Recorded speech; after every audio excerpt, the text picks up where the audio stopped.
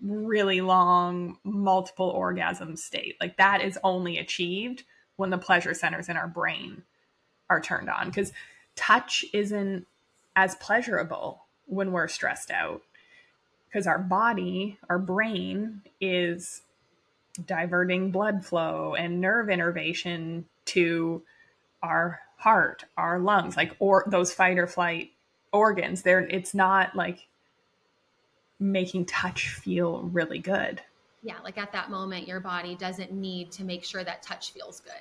It's like trying to preserve and survive other areas. And, yeah. And that makes total sense. And one of the things I've been working on, and maybe this is something I want to get to the pleasure part, the sexual, the intimacy stuff too, because I think that's so important. But when I think of pleasure and like reward systems, at least in my programming, it's like the more that is done, the better. And once it's done, then we're kind of what you mentioned, like once it's done, then you celebrate, then you get excited.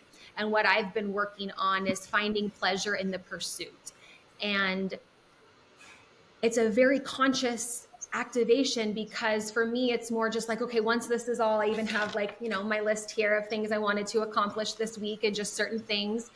And I wanted to make sure when I made this list that in that pursuit, there was pleasure. So like yesterday, even though there is this list, I was like, okay, you mentioned sun on the face. Love it, right? I put myself in the sun. I was reading a little bit, 15, 20 minutes, just to enjoy the process and then come back to what I needed to do.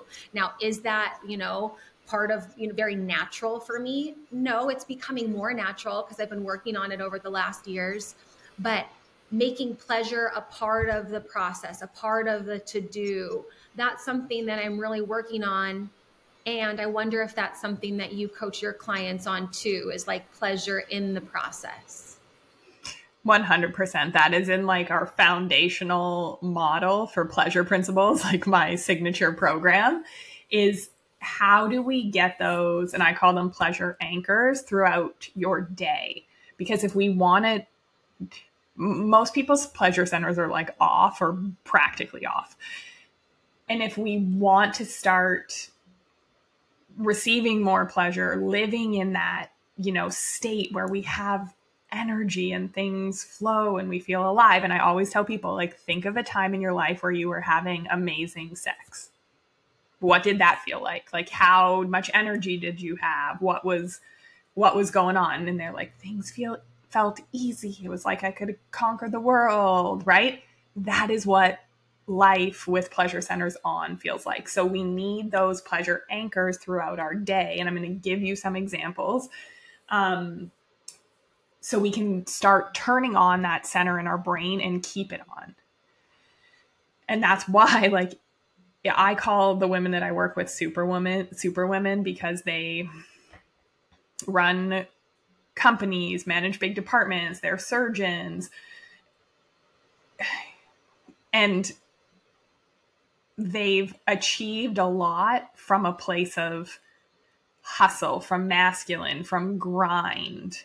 And then they're like, okay, like this has gotten me really far, but I want to learn about how this looks with ease or how this looks with pleasure. So we can't take, somebody that runs a multi-million-dollar company and yeah, they might even have freedom to go to the yoga classes or flex their schedule or whatever.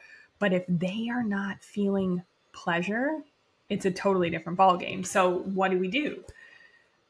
Little things that bring us joy, make us feel good. So, sun on the skin, that's something for me that makes me feel amazing. And I'm Canadian, so it is not always that we can do that. So during the months that I can get out in the sun, or I need to fly to the sun in the winter, or an example, I was working on some content this morning, and I had about an hour and before we recorded this, and I would normally go like, okay, what else can I get done? What else can I cross off this list?